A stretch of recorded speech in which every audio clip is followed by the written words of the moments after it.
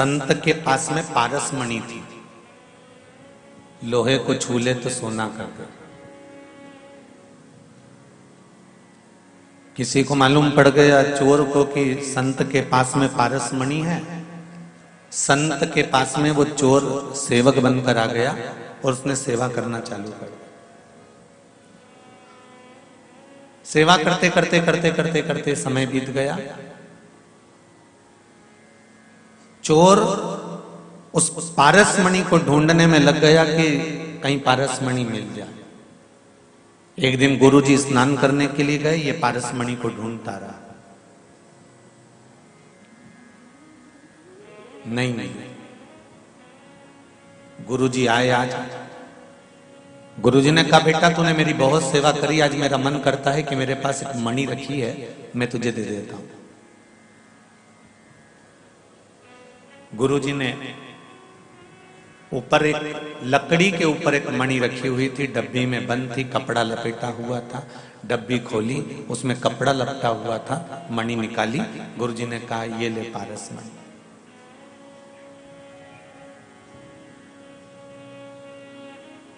चेले ने कहा गुरुजी बेवकूफ बनाने के लिए मैं ही मिला हूं आपको? सारी दुनिया का मूर्ख मैं ही हूं? गुरुजी ने पूछा क्या हुआ ऐसा? मैंने कहा तेरे को मूर्ख बना दिया? देखो ना गुरुजी, जब ये पारस मणि है तो जिस लोहे की डिब्बी में रखी है उसको तो इसने सोना बनाया ही नहीं। अगर ये पारस मणि होती तो लोहे को सोना बना देती ना। गुरुजी ने कहा बेटा ये कपड़े में लपटी हुई है ना, इसलिए सोना नहीं बना पा रहे। तो क्या गुरुजी कपड़ा हटने के बाद सोना बन जाता है? हाँ, शिव महापुराण की कथा कहती है, गुरुजी ने कहा जैसे ये पारस मणि है, कपड़ा लपटा हुआ है इसलिए लोहे को सोना नहीं बना सकती, उसी तरह काम, लोभ, विषय, वासना, अहंकार और तृष्णा का जब तक ये कपड़ा इस आत्मा पर लपटा रहेगा तब तक ये भी शिव की नहीं हो सकती। ये भी पारस मणि कोई काम कर ही नहीं सकती। कल कथा में कहा था कि कनेक्शन तो सब दूर फैला कर रखा है पर प्लग में जुड़ा नहीं है, तो लाइट कैसे जलेगी?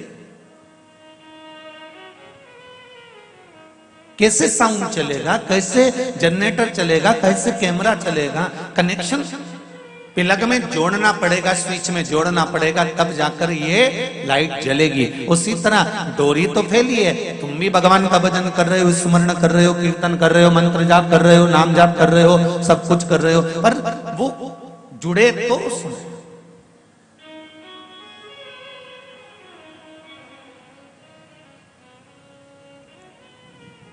जब तक वो जुड़ेगी नहीं तब तक सुख की अनुभूति होगी। पारस मणि अपना काम जब करती है जब उस पे कपड़ा नहीं होता, और ये आत्मा परमात्मा तक तब जाती है जब इसके भीतर अहंकार का कपड़ा नहीं होता।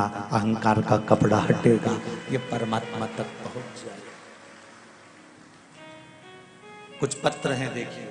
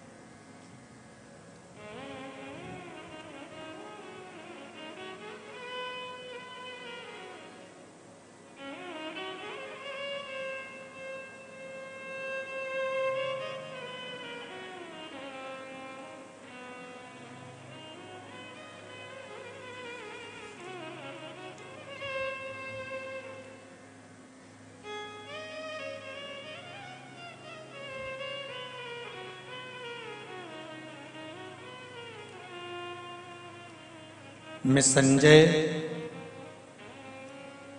क्या लिखा है, गोरम बात, अहमदपुर जिला लातूर से आया हूं। आप ही हैं? दोनों हाथ हिला दो एक बार। हर हर महादेव। मैं जिला लातूर से तहसील अहमदपुर लातूर महाराष्ट्र से आया हूं। कथा की महिमा बताऊं गुरुजी। मेरा 16 जून 2021 को घर में चोरी हो गई थी। घर में से कम 1 किलो सोना चोर लेकर चले गए थे। चोरी की कंप्लेंट भी दर्ज कराई गई। परिवार भी पूरा परेशान हो गया, रिश्तेदार भी नहीं आए, सबने छोड़ दिया। चोरी के 1 महीने बाद दिन में बहुत परेशानी में था। अलग अलग विचार मन में आ रहे थे। उनको मेरे दोस्त की माताजी दुकान पर आई और फिर जानकारी दी। मेरी परिस्थिति को देखकर सुनकर मेरी दोस्त की माताजी ने कहा कि श्री शिवाय नमस्तुभ्यम मंत्र का जाप कर और बाबा तेरे सब दुख हर लेगा। दोस्त की माताजी शिव पुराण कथा प्रतिदिन सुनती हैं आपकी, और जो व्यासपीठ से भी जो उपाय बताते हो उन्होंने मुझे बताया, मैंने करा। गुरुजी मैं क्या बताऊं, बाबा की महिमा। मेरा व्यापार भी धीरे धीरे अच्छा चलने लगा और चोरों का पता चल गया और पैसा भी प्राप्त होगा। ये शिव कृपा।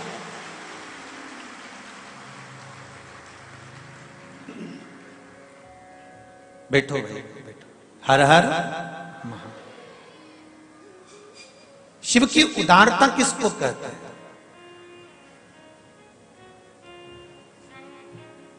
शिव की करुणा किसको कहते हैं?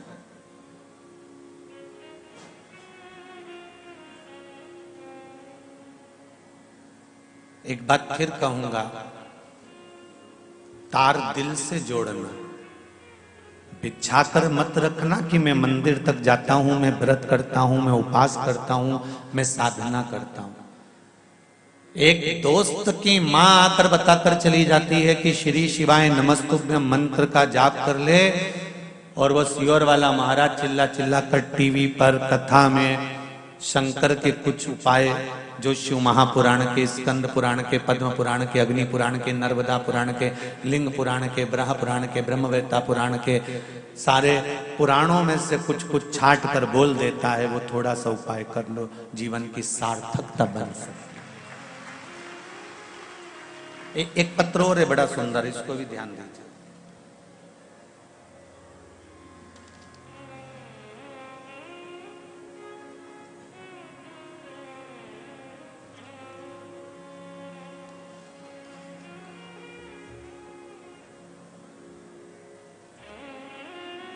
मेरा नाम अनीता बोंद्रे है।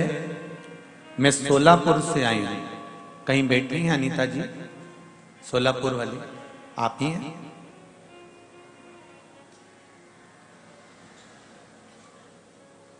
माइक पहुंच सकता अनीता जी तक? भेजिए।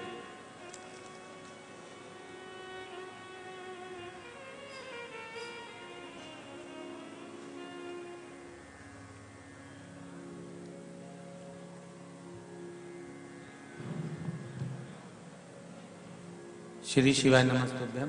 फास्ट पूछाओ, एक दूसरे को देकर बढ़ाते जाइए।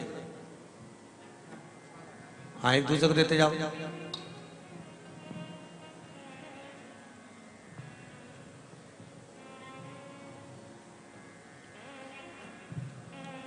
श्री शिवाय नमस्तुभ्यम गुरुजी। अनीता जी श्री शिवाय नमस्तुभ्यम। बहुत बहुत साधुवाद। पहले तो आपको धन्यवाद दूंगा कि मेरे देव अधिदेव महादेव ने आपका सुहाग 1 घंटे बाद वापिस लौटा दिया, उसके लिए धन्यवाद दे रहा हूं। आपका सुहाग 1 घंटे बाद वापिस आया, ये मेरे शिव की कृपा है। क्या हो गया था बहन जी? मैं कुबरेश्वर धाम को रुद्राक्ष मणि के लिए लेने के लिए आ रही थी जी। मेरे पति और मैं जी। उनको तीसरा अटैक आ गया था रास्ते में? हाँ, रास्ते में। फिर वो उनकी प्राण निकल गई थी, बेशुर हो गए थे जी। उनके मुंह में पानी नहीं जा रहा था। प्राण निकल चुके थे। हाँ, पूरा बेहोश गए थे, ऐसा शरीर पूरा एक जी क्या समाप्त हो चुका था। हाँ, समाप्त हुए। फिर मैं रो रही और कान में उनके श्री शिवाय नमस्तुभ्यं का मंत्र बोली जी और पानी उनके मुंह पर छिटा। जी फिर बस रोकने को बोली, मैं अस्पताल लेकर चलो करके। इसमें आपने लिखा है फिर कोई एक भाई आए। हाँ हाँ, एक भाई आकर बोले आप अस्पताल कर लेकर मत जाओ, आप शिवर को जाओ, कुबरेश्वर धाम को जाकर रुद्राक्ष का पानी पिलाओ बोले। मेरे को अस्पताल लेने को वो मना किया। मैं लेकर नहीं गई, उधर जाकर पानी पिलाया। उनकी जान अब बहुत अच्छी है, उनको एक गोली भी नहीं दी और डॉक्टर के पास लेकर अभी तक नहीं ले गई मैं।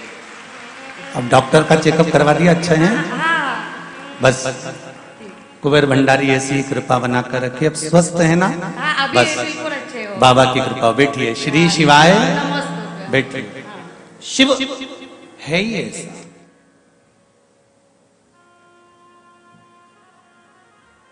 एक अंश भी हम अगर शंकर का भजन कर रहे हैं, मात्र कुछ पल का,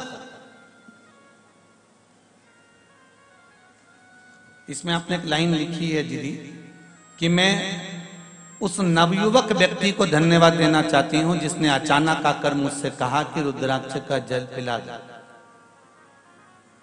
वो व्यक्ति कोई दूसरा नहीं आया होगा। अटैक आने के बाद लोग डॉक्टर का पता बताते हैं और तुझे रुद्राक्ष दान लेने के लिए कुबेरेश्वर भेज दिया। अगर किसी को हार्ट अटैक आता है तो लोग कहते हैं हॉस्पिटल ले जाओ। इतना तो सब समझदार होते हैं, जरा जरा सा बच्चा भी कहता जल्दी करो हॉस्पिटल ले जाओ। पर वो नवयुवक व्यक्ति अगर तुमसे कह रहा है कि कुबेरेश्वर ले जाओ, तो वो नवयुवक व्यक्ति कोई दूसरा नहीं था। तेरे रुदन पर और तेरे मंत्र पर, श्री शिवाय नमस्तुभ्यं पर मेरा देवाधिदेव महादेव तेरे पास में खड़ा हुआ था। कोई दूसरा नहीं हो सकता।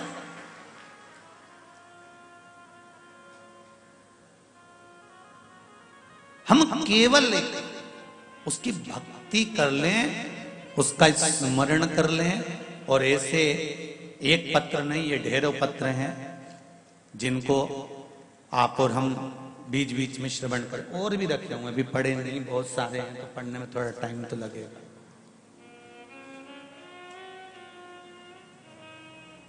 और ये किसी मेरे शंकर को किसी प्रमाण की जरूरत नहीं पड़ती। मेरा शिव आपकी जिंदगी में ऐसा प्रमाण लाकर खड़ा कर देता है कि आपके भीतर विश्वास जागृत हो जाता है और आप शंकर की भक्ति में 24 घंटे डूबे रहते हो। फिर दुनिया के लोग आपको भले कुछ भी कहें, एक अविरल भक्त,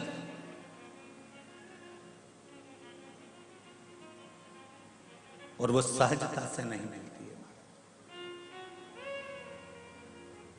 पारस मणि के ऊपर कपड़ा पड़ा रहेगा तो पारस मणि लोहे को सोना नहीं बना सकती।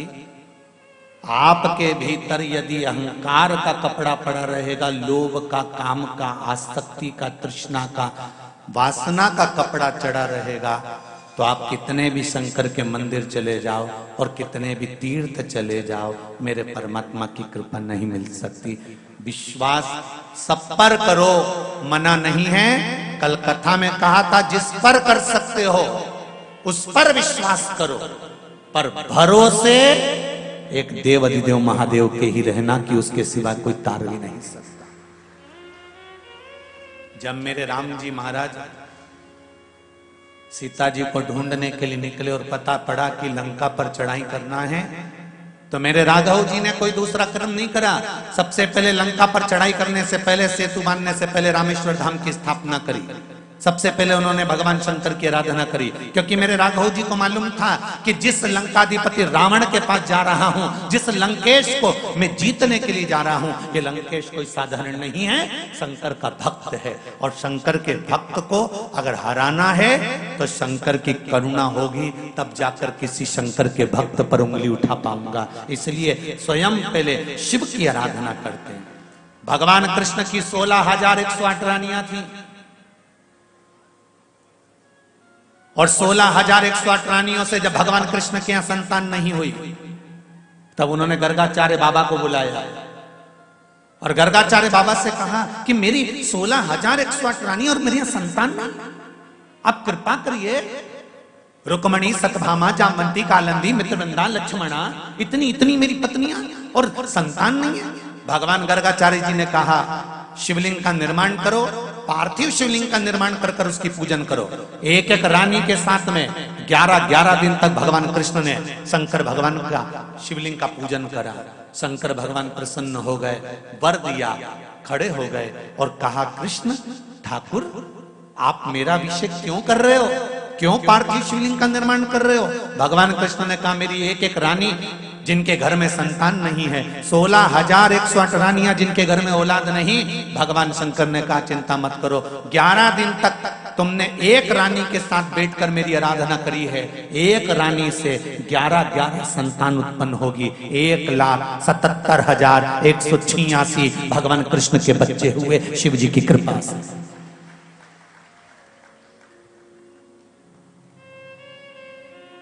10 लड़के 1 लड़की भगवान कृष्ण की प्रत्येक रानी से हुए थे।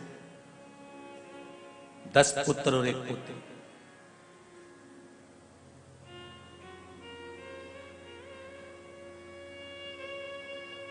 शिव आराधना के बिना कहां जा सकते हो साहब? चंद्र को काया का रोग हो गया, रो पड़ा, बिलक पड़ा, कौन संभालेगा, कौन बताएगा, कौन क्या करेगा? तब देवर्षि नारद ने कहा तुझे काया का रोग हो गया है, ये रोग कोई मिटा नहीं सकता। अकाल मृत्यु वो मरे जो काम करे चंडाल का, और काल उसका क्या बिगाड़े जो भक्त हो महा काल का। तो शंकर जी की आराधना कर। शिव की आराधना में सोम डूब गए, शिव की आराधना में चंद्र डूब गए, और भगवान ने ऐसी कृपा करी कि जमाई को श्राप दिया था दक्ष प्रजापति ने। चंद्रदेव दक्ष प्रजापति के जमाई थे और शंकर भगवान भी दक्ष प्रजापति के जमाई थे। जब दक्ष प्रजापति को मालूम पड़ा कि चंद्र की काया ठीक हो गई, तो दक्ष प्रजापति को तो क्रोध आ गया, और क्रोध में आकर दक्ष प्रजापति ने चारों तरफ हाहाकार मचा दिया कि इसको बचाने वाला आखिर कौन है। तब दक्ष प्रजापति को मालूम पड़ा कि सती का पति शिव। दक्ष प्रजापति का हृदय डोल गया और सोच लिया अगर चंद्रदेव की काया शंकर ने अच्छी करी है, मतलब मेरे वचन को मिथ्या कर दिया, तो अब शंकर मेरी सभा में नहीं बैठ सकता। अंदर ही अंदर थोड़ा थोड़ा कुड़ने लगे, भीतर के भीतर थोड़ा थोड़ा अहम उत्पन्न हो गया। और हुआ क्या, पूरी सभा में शंकर जी का अपमान कर दिया। सती मैया जलकर भस्म हो गई, शिव को आमंत्रित नहीं करा, शंकर वहां आए नहीं, आमंत्रित ही नहीं करा। हुआ क्या है?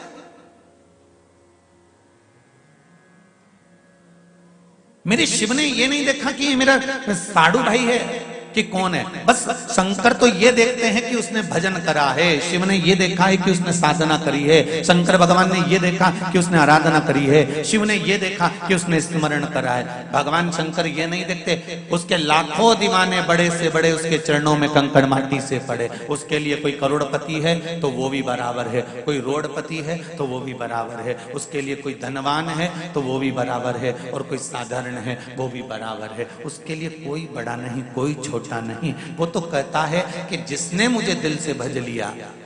और देखो शंकर भगवान को देवता भी भजते हैं तो असुर भी भजते हैं। रावण ने भी भजा, कंस ने भी भजा, कौन नहीं भजता?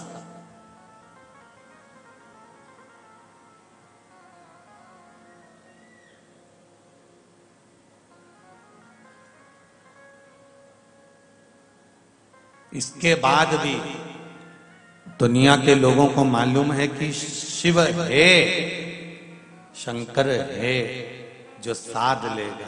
इसके बाद भी दुनिया के लोग यहाँ वहां भटके कि हम मां चले जाएंगे तो कुछ चमत्कार हो जाएगा या कोई घुमा के कुछ दे देगा। उसके बाद भी अगर दुनिया के लोग भरमाए तो दुनिया की विवेक बुद्धि बेकार। शिव के पास में ना तो कोई तंत्र है, शिव के पास में ना कोई मंत्र है, शिव के पास में ना कोई खटर पटर है, शिव के पास में ना कोई दिखावा है। सारे मंदिरों में जाकर देखना भगवान एक से बढ़कर एक पोशाक पहने होंगे, सारे मंदिरों में जाकर देखना देवताओं ने एक से बढ़कर एक आभूषण पहने होंगे। शंकर जी के मंदिर में जाकर देखना भोलेनाथ ऐसे ही बैठे होंगे। तुम्हारी मर्जी पड़े, लोटा भर कर लाओ, एक लोटा पानी चढ़ाओ और चढ़ा के अपने घर चले जाओ। मेरे पास फालतू बैठो मती, समय बर्बाद करो मती, राम नाम तुम भी गाओ और मुझे भी गाने दो। भगवान शंकर एकदम सरल सहज आनंदी।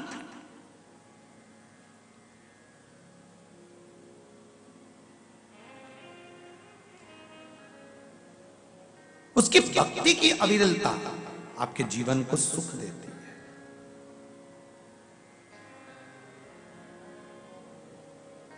कुरुक्षेत्र के मैदान में पांडव युद्ध लड़ने वाले हैं और भगवान कृष्ण पांडवों से क्या कह रहे हैं कि कुरुक्षेत्र की भूमि में तुम युद्ध लड़ोगे, कुरुक्षेत्र की भूमि में तुम युद्ध कर रहे हो, यह कोई साधारण भूमि है?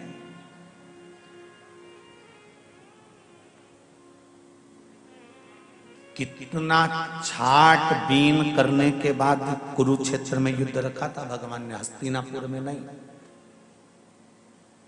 कथा, सत्संग, भजन, कीर्तन, स्मरण, पूजन, पाठ, ये जो भी होता है ना, कुछ जगह की, इस स्थान की मूलता से होता है। ये कथा बाहेती परिवार किसी दूसरे गार्डन में भी करा सकता था, दूसरे लॉन में भी करा सकता था, पर ये सूर्या इस भवन में अगर कथा हो रही है तो इसमें बाहेती परिवार का तो भगवान की कृपा से भाव है, पर साथ में हो सकता है कि इस भवन में, इस भूमि पर भी कभी जिंदगी में भगवान शंकर की कृपा हुई होगी, इसलिए शिव कृपा बिना नहीं हो सकता, शंकर की करुणा बिना नहीं हो सकता।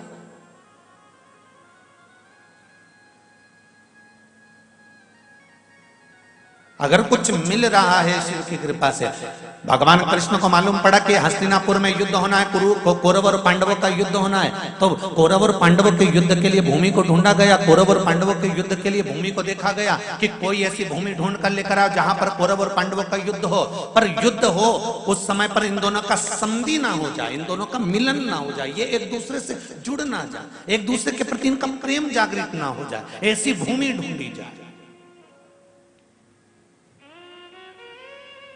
आप अगर कोई फंक्शन करते हो ना तो अपने घर की पास की जगह देखते हो, बोलो सही है कि गलत? शादी करोगे तो घर के पास की जगह देखोगे, कथा करवाओगे तो घर के पास की जगह देखोगे, किटी पार्टी करोगे तो घर के पास की जगह देखोगे, जन्मदिन की पार्टी करोगे, शादी की सालगिरह मनाओगे तो घर के पास की पार्टी देखोगे। आप अपने घर के पास की जगह देखते हो कि हमको सहूलियत हो जाए। तो कौरवों और पांडवों का युद्ध होना था तो हस्तिनापुर में होना था, फिर कुरुक्षेत्र में जाकर क्यों करा? और कौरव और पांडवों का युद्ध अगर भगवान कृष्ण को कराना था तो द्वारका में करा लेते, फिर कुरुक्षेत्र क्यों गए? क्योंकि भगवान कृष्ण ने अपने दूतों को बुलाकर कहा था पूरी पृथ्वी पर घूम कर आओ और ऐसी भूमि ढूंढ कर लेकर आओ जहां पर भाई भाई की हत्या करता, उसको गले नहीं लगा।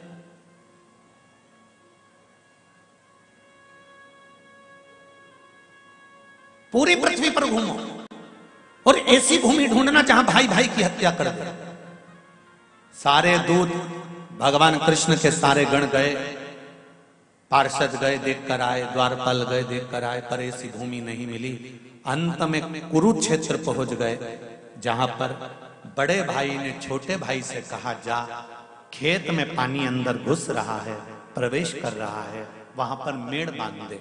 मेड़ बांधना मतलब मिट्टी से रोक देना, जा पानी को रोक दे।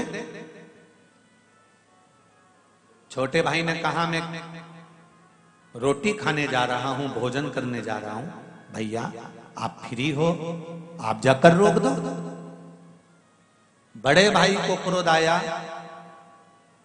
कंधे पर हल रखा था, छोटे भाई के माथे पर मार दिया, पेट में हल मार दिया और उसको हल से खींचता हुआ ले गया और ले जाकर जहां से पानी आ रहा था वहां मिट्टी की जगह अपने छोटे भाई को सुला दिया। भगवान कृष्ण के सेवकों ने देख लिया और जाकर ठाकुर जी से कह दिया, हमने वो भूमि ढूंढ ली जहां पर भाई भाई का दुश्मन है। वो भूमि कौन सी है? तो कहा कुरुक्षेत्र की भूमि है। भगवान कृष्ण ने कहा कुरुक्षेत्र की भूमि में अब मुझे युद्ध तो कराना है, मना नहीं है, पर जब ये आपस में एक दूसरे को मारेंगे, पांडव मारेंगे कौरवों को और कौरव मारेंगे पांडवों को, कौरव जीत गए तो हस्तिनापुर उनकी हो जाएगी और पांडव जीत गए तो हस्तिनापुर उनकी हो जाएगी। पर जो सैनिक 13 अक्षौणी सेना इनकी है तो 19 अक्षौणी सेना उनकी है। जब ये सैनिक आपस में मरेंगे, इनको क्या मिल रहा है? इनको हस्तिनापुर का राज्य मिल रहा है क्या? इनको हस्तिनापुर प्राप्त हो रहा है? भगवान कृष्ण ने कहा रुको, मुझे ध्यान लगाकर देखने दो कि जिस भूमि पर मैं युद्ध करवाऊंगा इस भूमि पर मरने वालों की दशा क्या होगी, मुझे वो देखना। तब भगवान कृष्ण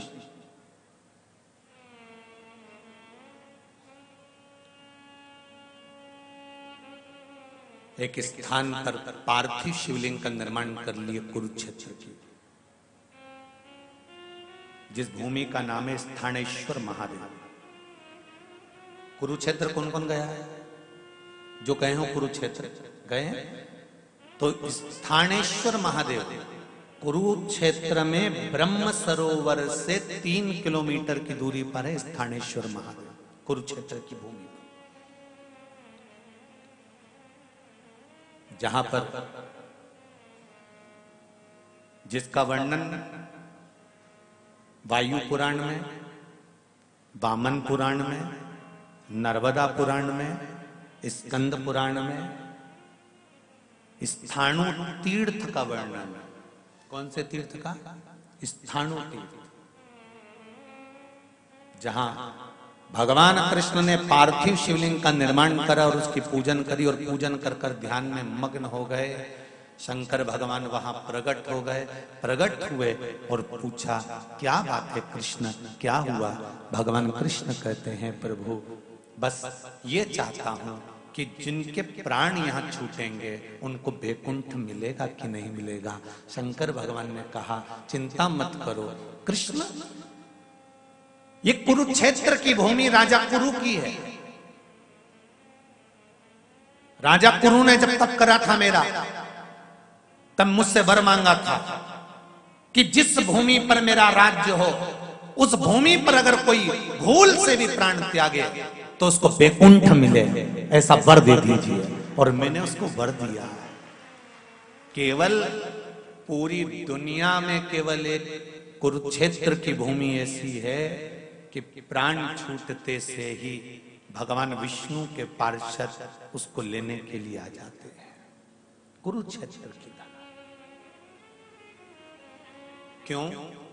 कौरव जीतेंगे तो हस्तिनापुर मिलेगी, पांडव जीतेंगे तो हस्तिनापुर मिलेगी, पर ये युद्ध के मैदान में, जो ये युद्ध के मैदान में जब ये सैनिक मरेंगे तो इनको क्या मिलेगा?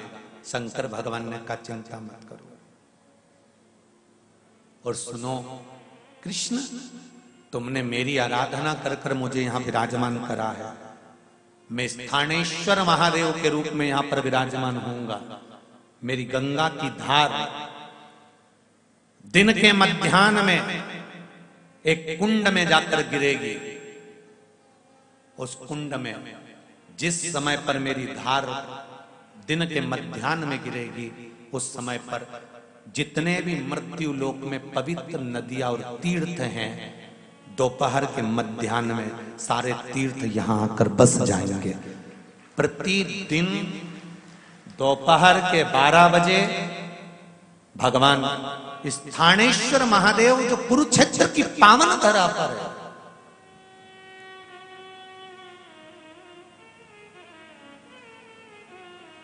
सामने जहां कुंड बना हुआ है वहां स्थानेश्वर महादेव के सम्मुख में दोपहर के मध्याह्न में 12 बजे 33 कोटि देवता सारे तीर्थों के साथ आकर बस जाते हैं। कभी मौका मिले तो स्थानेश्वर महादेव के सामने जो कुंड हो वहां पर दोपहर में 12 बजे स्नान करने का महत्व है। किसी भी दिन जाकर कर सकते। स्थानेश्वर महादेव मेरा ओघड़दानी, मेरा भोलेनाथ, मेरा त्रिकालदर्शी, मेरा कैलाशी, मेरा विनाशी, मेरा शंभु, मेरा शंकर, मेरा देव अधिदेव महादेव। ये नहीं कि धनपति को तारता होगा, गरीबों को नहीं। मेरा शंकर सबसे पहले। और देखो शिव के पास में तो सब भृंगी, श्रृंगी, नंदी, ये सब बड़े विचित्र विचित्र है।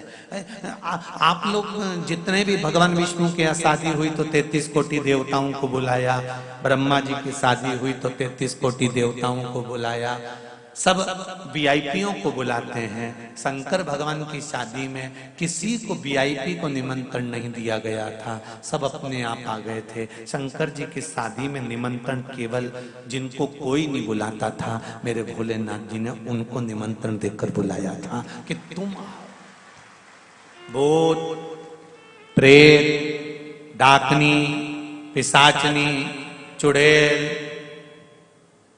डाकनी, जितने भूत प्रेत थे इनको कौन निमंत्रण देता है? कौन चाहेगा कि शादी में भूत और प्रेत आए? इसके बाद भी भगवान देवाधिदेव महादेव ने अपने मंगल विवाह में अपनी शादी में डमरू खड़काकर डाकनी, पिशाचनी, चुड़ैल और भूत को बुलाया कि तुम आओ।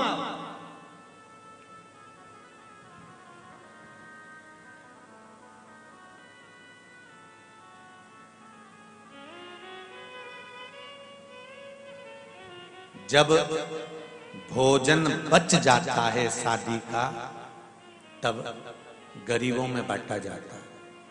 जब भोजन बच जाता है शादी का तब कहीं अनाथों को बांटा जाता है। जब भोजन बच जाता है शादी का तब किसी अनाथालय में, किसी आश्रम में जाकर बांटा जाता है। जब भोजन बच जाता है शादी का तब किसी भिक्षुक के पास जाकर बांटा जाता है। शंकर भगवान ने मन में सोचा आखिरी में भोजन जाना वहीं पर है, इसलिए आमंत्रण उन्हीं को दिया जाए जो प्रेम से पा सकते हैं।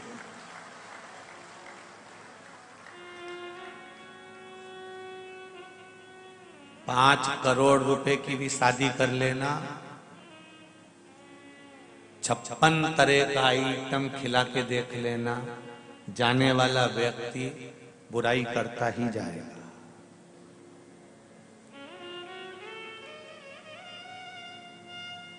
नहीं करोगे तो भी बुराई करेगा और करोगे बोलो तो भी बुराई करेगा। बहुत पैसे वाला व्यक्ति, बहुत करोड़पति व्यक्ति अपने लड़के की शादी में अगर 1 रुपया खर्च ना करे, अपनी बेटी की शादी में ठन्नी खर्च ना करे तो दुनिया के लोग कह देंगे अरे कितना है, कहीं छाती पे बांध के मरेगा, किसी को नहीं खिलाया।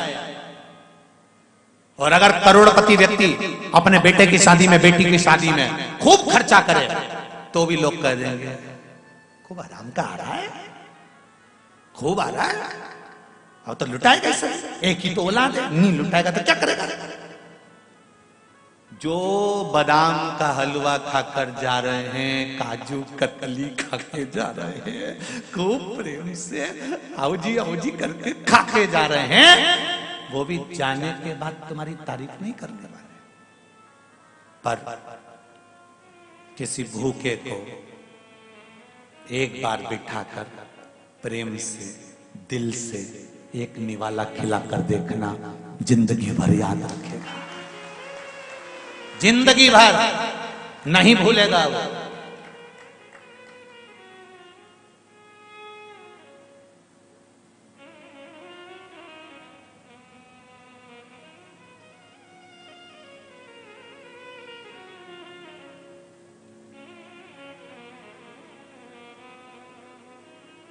एक बहुत प्रसन्नता का बात है, बहुत अच्छी बात है।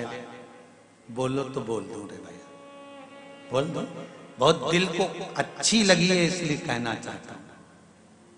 हैदराबाद में हम पहले जब आए थे तो यहाँ के वृद्धाश्रमों में भी गए थे और वहां जाकर देखा था तो बहुत सारे वृद्ध लोग वहां रह रहे थे। पर अब की बार जब वृद्धाश्रम की सूचनाएं हमने प्राप्त करी तो सूचना मिली कि जितने वृद्ध थे उन लोगों को उनके बच्चे लेकर चले गए, थोड़े से बच्चे थे। बहुत बहुत धन्यवाद मेरे नवयुवक बेटे और बेटियों को और बहुओं को और बच्चों को।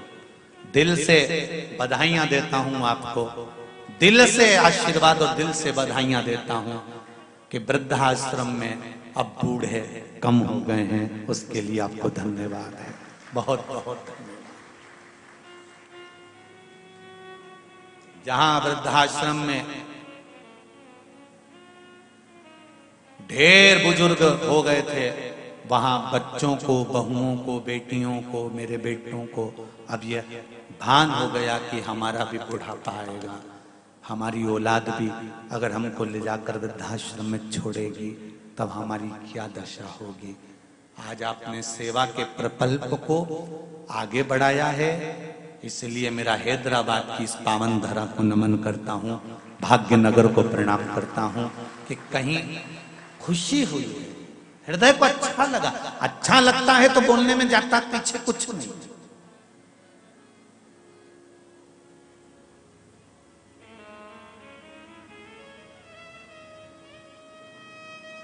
अब करो सेवा। आप 1 करोड़ की शादी करो, 5 करोड़ की शादी करो, 50 लाख की शादी करो, 40 लाख की शादी करो, तुम्हारी मर्जी पड़े, पूरी दुनिया का धन लुटा दो, हमें मतलब नहीं है। हमारा तो इतना सा कहना है कि उस शादी में से थोड़ा सा रुपया निकालकर कहीं गरीबों के बीच में पहुंचकर, साधारणता के व्यक्ति के बीच में पहुंचकर, या हम ये भी नहीं कहेंगे कि तुम दूसरी जगह खर्च करो, अपनी समाज में भी अगर कोई थोड़ा सा भी डाउन है तो प्रयास करना कि उसकी बेटी या उसके बेटे की पढ़ाई या उसके लिए कुछ अच्छा करने का प्रयास हम करें, जिससे हमको जीवन में सुख मिले, हमें अपने जीवन में एक आनंद की अनुभूति मिले।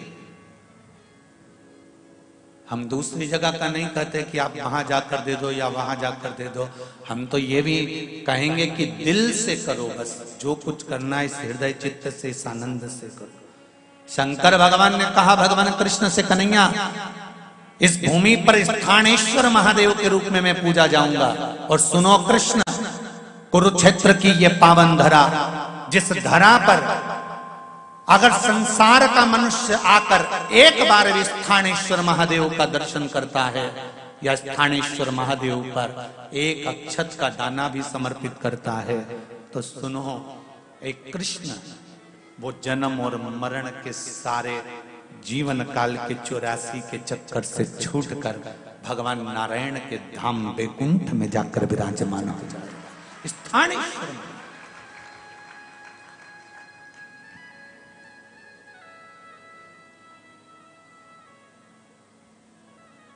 सहज नहीं, शिव भक्ति सरल नहीं है। शंकर भगवान की भक्ति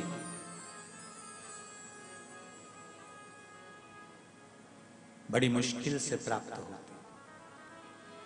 और जी एक बार अगर भगवान शंकर की भक्ति आपके हृदय में स्फुटित हो गई, एक बार शंकर की भक्ति तुम्हारे हृदय में पहुंच गई, जितने आस्था चैनल पर सुन रहे हैं, जितने फेसबुक यूट्यूब पर सुन रहे हैं, जितने इस पावन पंडाल में सुन रहे हैं और पंडाल के बाहर सुन रहे हैं, पंडाल के पीछे नीचे जहां बैठकर श्रवण कर रहे हैं, उन सब से कहूंगा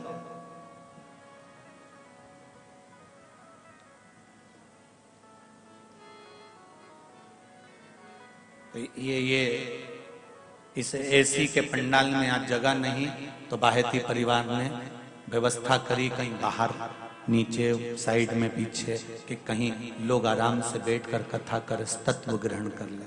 कल बाहेती जी कह रहे थे, गुरुजी हमें तो लग रहा था कथा हैदराबाद शहर से 10-12 किलोमीटर दूर है, तो भक्त लोग हो सकता है कि कम मात्रा में पहुंचे, पर मालूम क्या था कि सुबह 10 बजे से ही पंडाल पूरा भर गया था गुरुदेव। ये भक्ति है आप, ये हृदय के बीच की भक्ति, शिव स्मरण की भक्ति। और फिर कहूंगा जितने लोग कथा श्रवण कर रहे हैं, तुम्हारा दान, तुम्हारा पुण्य, तुम्हारा भजन, तुम्हारा स्मरण, तुम्हारा कीर्तन, जो तुम दान दे रहे हो, जो तुम भजन कर रहे हो, जो तुम कीर्तन कर रहे हो, जो तुम शंकर भगवान पे एक लोटा जल चढ़ा रहे हो, जो तुम शिव महापुराण की कथा सुन रहे हो, तारीख, दिन, बार, समय सब लिख के रखना। और ये भी लिख के रखना कि तुम जब वहां से चली थी तो 10 रुपए का पेट्रोल डलवाया था कि 50 का डलवाया था, कि ऑटो में 20 लगाए थे कि 100 लगाए थे। 3 महीने के अंदर मेरा बाबा तुमको वो 1000 गुना कर कर देता है कि नहीं देता, वो हिसाब जोड़ के रखना। केवल शिव पुराण में ही, गीता में भगवान कृष्ण कहते मेरे लिए खर्च कर कर दे। आगे आप बोल दो, तू मेरे लिए खर्च कर कर दे, तेरे लिए कुबेर का खजाना न खोल दूं तो कहना, तू मेरे दरवाजे पर आकर दे, तेरे लिए वैकुंठ का मार्ग सुलभ ना कर दूं तो कहना, तू मेरा भजन कर कर दे, मैं तेरा स्मरण ना करूं तो कहना। स्वयं कृष्ण भी तो कह रहे हैं शिव के साथ।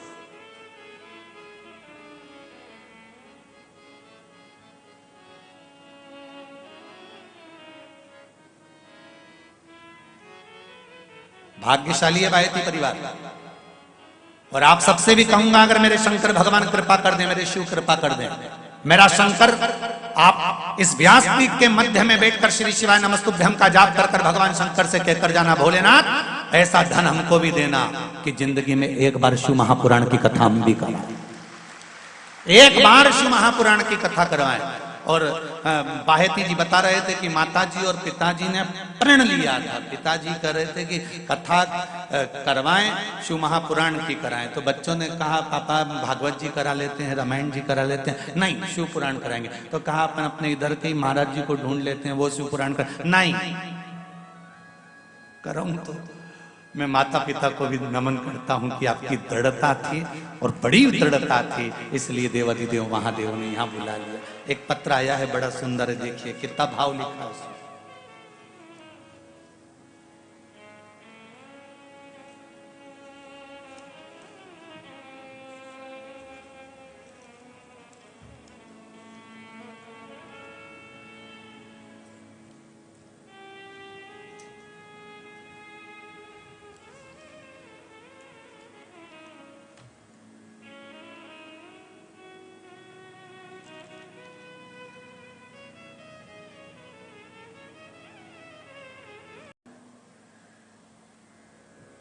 भगवान शंकर के तेज पुंज को मां गंगा जी को दे दिया गया था और गंगा जी के जल से षडानंद कार्तिकेय जी का जन्म हुआ था।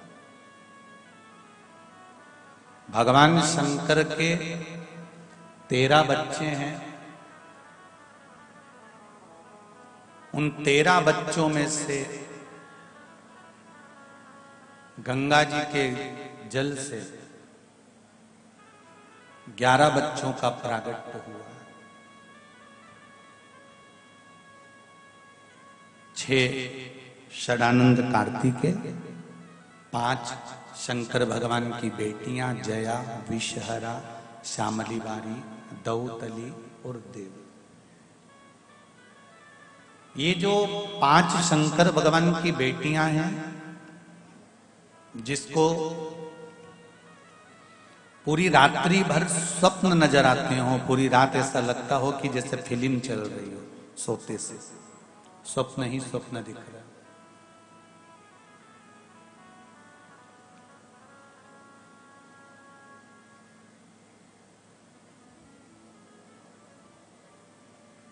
रात में चावल की कटोरी, एक बाटकी में, कटोरी में थोड़ा सा चावल, कहीं पर भी कक्ष में जहां सोते हो उस भूमि पर कहीं पर भी रखकर, जया, साथ में बोलेंगे शिव जी की 5 बेटियों का नाम, जया, विषहरा, श्यामली बारी दौतली, देव, ये 5 बेटियों का नाम लेकर शंकर भगवान की उस कटोरी का स्पर्श कर कर रात्रि को आराम से सोइए। फिर दूसरे दिन उस कटोरी के चावल को कहीं पक्षियों के लिए जया, विषहरा, सामरी बारी और दौतली का नाम लेकर डाल दीजिए। थोड़ा सा चावल लेना, ज्यादा नहीं। महाराज, स्वप्न में अगर पूरी फिल्म जैसा चरित्र चलता हो, रात भर एक सपना पूरा हुआ, दूसरा आ गया, दूसरा पूरा हुआ, तीसरा आ गया, तीसरा पूरा हुआ, चौथा आ गया, रात भर जो स्वप्न ही स्वप्न दिखते हैं, तो वो पूर्ण रात्रि के स्वप्न दिखना बंद हो जाएगा और नींद बाबा देवाधिदेव महादेव की कृपा से अवश्य आएगी। पर तार फैलाओ तो स्विच भी लगाना। बात ध्यान रखना, जरा दिल से करिए शिव की भक्ति, मन से। दिखावे की भक्ति नहीं करिएगा शंकर भगवान की। भगवान शिव को दिखावा प्रिय नहीं है। कई बार ऐसी कथाएं सामने आकर प्रकट हो जाती है जहां पर दिखावा प्रिय नहीं। रावण ने, लंकाधिपति लंकेश ने, रावण ने 9 ग्रह देवताओं को बंदी बना लिया। चंद्र को, सूर्य को, बुध को, बृहस्पति को, राहु को, केतु को, मंगल को, सबको ले जाकर बंदी बना लिया, सारे ग्रहों को।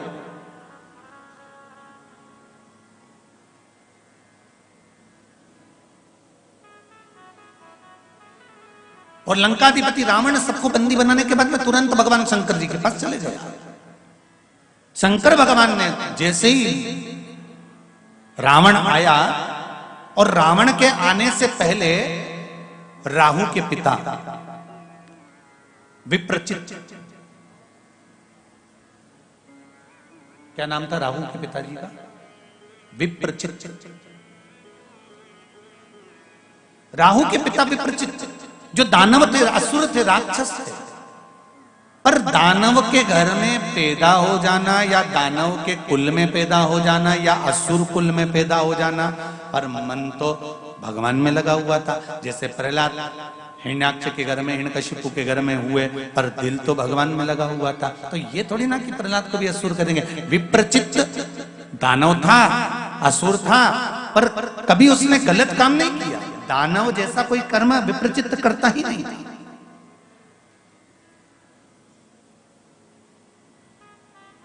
लंकाधिपति रावण भगवान शिव के पास पहुंचे, उससे पहले विप्रचित भगवान शंकर के पास पहुंच गया। और विप्रचित ने जाकर क्या करा? शिव जी की भक्ति करना प्रारंभ करी। शिव की भक्ति का इसका जो तरीका था वो थोड़ा सा अलग था।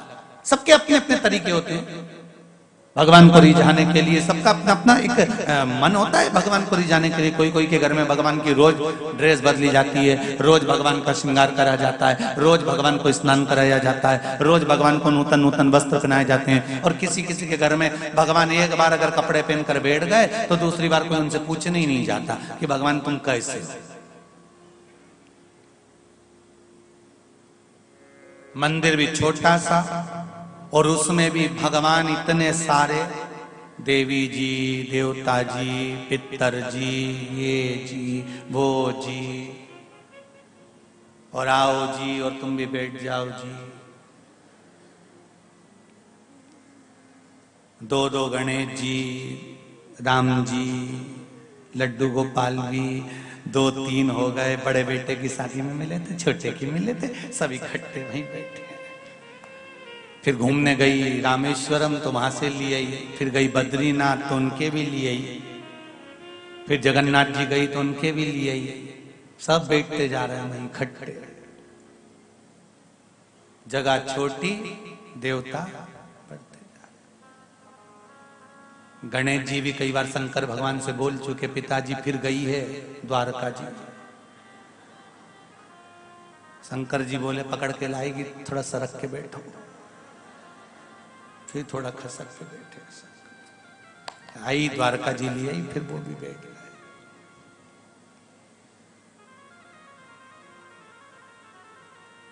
कभी तुम्हारे घर में जाके देवताओं की गिनती लगाना। और सवेरे से आई, इतनी सी खड़ी शक्कर लाई, इतनी सी मिश्री शक्कर, या लड्डू भी लई तो इतना बड़ा। भगवान को छोटा अच्छा लगता है ना, इतना सा लड्डू, इतनी सी बर्फी, और भगवान के सामने रख के हाथ जोड़ के और घंटी पकड़ के, तन मन धन सब कुछ तेरा, भगवान के ठेंगा तो अंदर कर ले।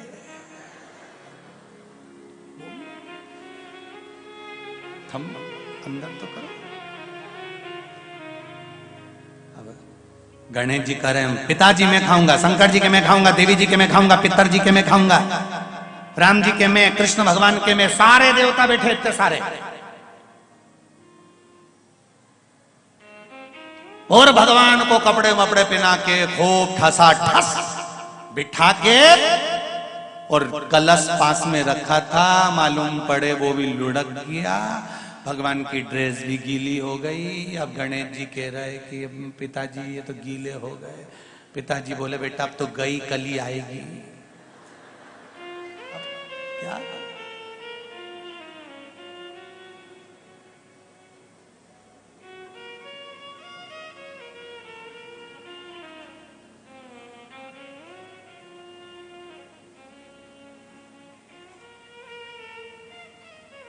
ए भाई,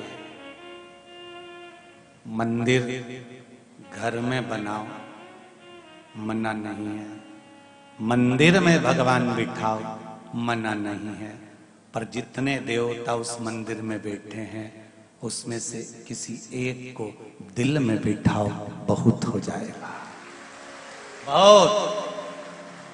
हम भगवान तो बिठा दिए हैं मंदिर में, पर दिल में नहीं बिठा पा रहा।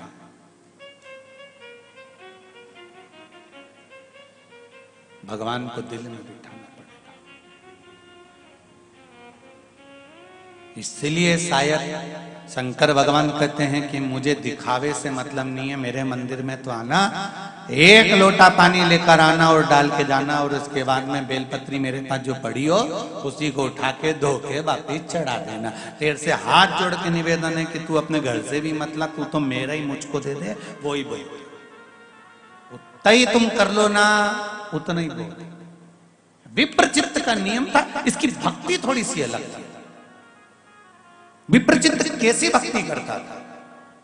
तो विप्रचित्त की जो भक्ति थी, इसको कोई मंत्र साधना, कोई तंत्र साधना, कोई कुछ आता तो था नहीं। विप्रचित्त एक काम करता था, शंकर भगवान के मंदिर में जाता था, शिव के द्वार जाता था, शंकर की चौखट पर पहुंचता था, कैलाश धाम पर जाता था, भगवान शंकर के काशी में जाता था, और वहां पर कुछ अगर पड़ा हुआ है, कुछ फैलारा पड़ा हुआ है, कुछ कचरा पड़ा हुआ है, कोई सामग्री पड़ी हुई है, तो उसको उठाकर विसर्जन कर देता था। कोई निर्माल्य पड़ा हुआ है, उसको विसर्जन कर देता था।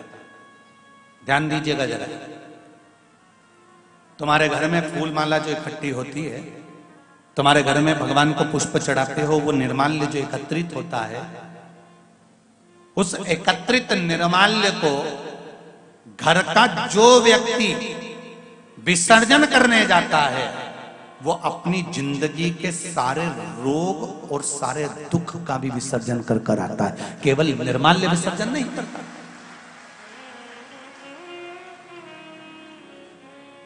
और घर के कई लोग ऐसे हैं जिनको आलसी आती है उस निर्माल्य को विसर्जन करने में। मम्मी बोलती है बेटा जाते जाते तालाब में थोड़ा सा डाल जाना, या कुएं में डाल जाना, या पानी में डाल देना, या पेड़ पौधे में डाल देना। अरे मम्मी तुम छोटे वाले को बोल दो, छोटे से कहा बेटा तू चले जाना, उसने अपने बेटे से कहा तू चले जाना, बेटे से कहा तो उसने उसको कहा। पर शिव महापुराण की कथा कहती है, विप्रचित्त की कथा कहती है, राहु के पिताजी की कथा कहती है, नवग्रह देवता में राहु के पिता विप्रचित्त की कथा कहती है कि विप्रचित्त एक सेवा करता था, जो निर्माल्य मिल गया उसको उठाकर विसर्जन कर देता था।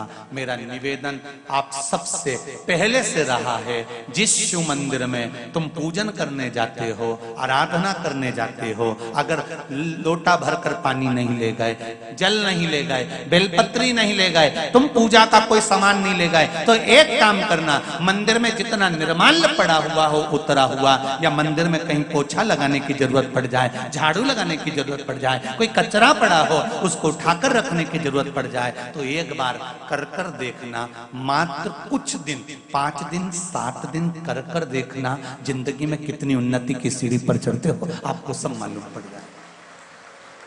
सेवा के प्रकल्प। ये एक पत्र आया, देखिए।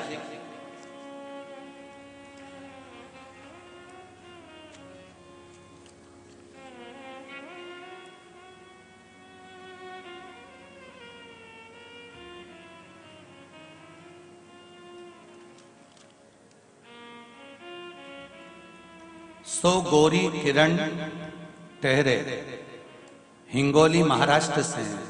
कहीं बैठी हो तो हाथ उठाइए। आप ही हैं? दोनों हाथ हिला दो एक बार। हर हर महादेव। मेरी छोटी बहन का 12 साल का लड़का, जिसके सिर में से नस से खून बहना प्रारंभ हो गया था अचानक। डॉक्टरों ने उसे हैदराबाद के लिए हॉस्पिटल के लिए जाने को कह दिया था। हमने उसको हैदराबाद लेकर आ गए, हॉस्पिटल में एडमिट कर दिया, पर खून बंद नहीं हुआ। डॉक्टर भी आश्चर्य में थे, क्या होगा, रक्त क्यों बंद नहीं हो रहा। इलाज चालू हो गया। तब उसी हॉस्पिटल के बाजू में शिव मंदिर था और वहां पर पूजा का कार्य चल रहा था। तभी मैंने मेरी बहन को कहा, तू श्री शिवाय नमस्तुभ्यम का जाप कर और कुछ भी कर कर मंदिर में जा और बाबा को आंवले के जल वाला प्रयोग करना प्रारंभ कर दे। आंवले के जल का प्रयोग जैसे ही शिव मंदिर में कर कर आई और बाबा ने ऐसी कृपा करी, उसका खून बहना बंद हो गया। मात्र 2 टेबलेट देना पड़ी और मेरा वो बच्चा वापिस अपने घर आ गया और वो स्वस्थ है। अब ठीक है बालक? बहुत बहुत साधुवाद। हर हर महादेव। बैठिए। हर हर महादेव। शिव भक्ति।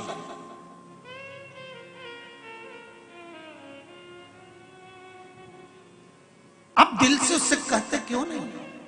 हम तो कहते हैं बड़ी से बड़ी बीमारी कैंसर जैसी भी हो जाए, लीवर किडनी बेकार भी हो जाए, डैमेज भी हो गए, डायलिसिस भी चल रहा हो, तो जो दवाई आप खा रहे हो डॉक्टर से लेकर, वो डॉक्टर की दवाई को भी हाथ में लेकर एक बार मेरे देवाधिदेव महादेव से कहो तो बाबा, मैंने इतने प्रेम से कथा सुनी है, बहुत शिव महापुराण की कथा सुनती हूँ, मैंने मोबाइल पर सुनी, पंडाल में तो नहीं गई बाबा, पर जितने भी लोग कथा में आते हैं वो भी तो मोबाइल पर और टीवी पर सुने होते हैं बाबा।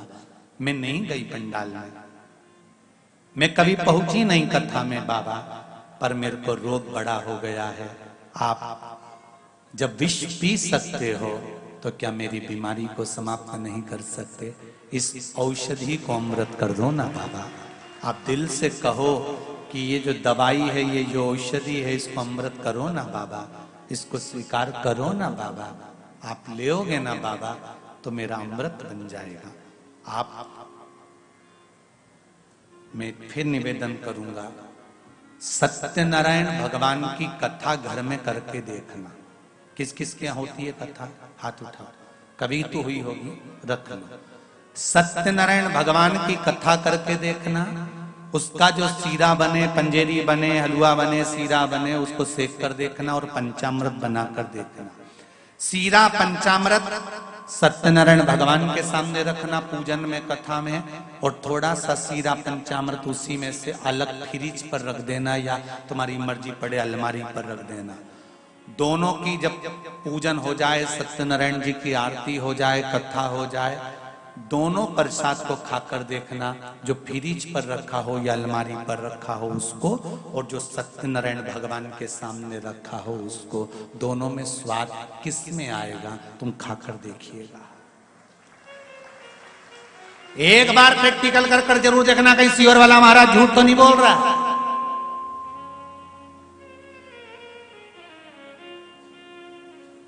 महाराजों का क्या ठिकाना, अपनी बापाई लूटने के लिए हो सकता है झूठ बोल दे,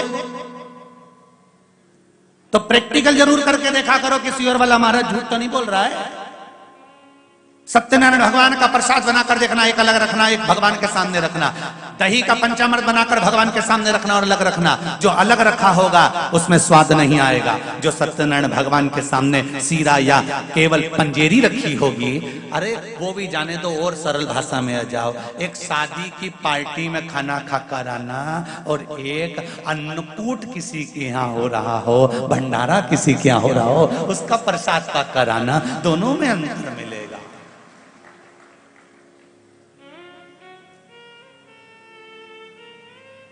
वहां पनीर टिक्का बना है, वहां छोला पनीर बना है, वहां शादी में ढेर सारे आइटम बने और एक जगह कहीं अन्नकूट हुआ, उसमें नमक भी नहीं होगा, मिर्ची भी नहीं होगी, हलवा नहीं, और केवल वो 5-6 तरह की सब्जी को मिलाकर मिक्स वेज राम भाजी तैयार होगी। और मूंग चावल, ठंडी पूड़ी और काशी फल या कद्दू की सब्जी, और फिर वो प्रेम से तुम खाओ। जो सुख शादी के 56 भोग में नहीं आया, वो सुख तुम वहां पाओ। यहां तो बात चल रही है और कजन कित्तो के तुम मुंडा में पानी आई गया। केवल प्रसाद में वो दम होता है साथ। और एक प्रैक्टिकल करके देखो, कहीं सियोर वाला महाराज गड़बड़ बोल रहा हो तो एक 200 रुपए की साड़ी खरीद कर भगवान को चढ़ाकर पहनकर बाहर निकलना, और एक 5000 की साड़ी पहनकर बाहर निकलना। भले उसको भगवान को मत चढ़ाना, जो 200 की तुमने भगवान को चढ़ाकर पहनी है, वो प्रसाद जब हो जाती है तो उसकी कीमत मेरा महादेव बढ़ा देता है। लोग 1-2 तो कही देंगे बहुत जोरदार साड़ी लग रही है, कहां से लाई, कितने की आई, और हजारों की पहन लो और भगवान को नहीं चढ़ी तो उसका स्वाद कहां है। उसी तरह तुम औषधि लो, तुम दवाई लो, डॉक्टर से जाकर तुम मिलो और मिलने के बाद दवाई लो। शिव महापुराण ये नहीं कहती कि तुम डॉक्टर के पास मत जाइए, शिव महापुराण ये नहीं कहती कि तुम जाकर जांच मत कराइए। तुम तो सारी जांच कराओ, दवाई भी लो, सब कुछ करो, पर एक काम करना, जब दवाई तुम्हारे शरीर को ना लग रही हो, जब तुम्हारे शरीर पर औषधि काम ना कर रही हो, उस समय उस औषधि को, शंकर को तुमसे ये भी नहीं कहेंगे कि मंदिर में जाकर चढ़ाना, तुम तो दवाई हाथ में लेकर उस शंकर को याद कर कर कहना, बाबा तेरे भरोसे पर हूं, मैंने सुना है, मैंने सुना है।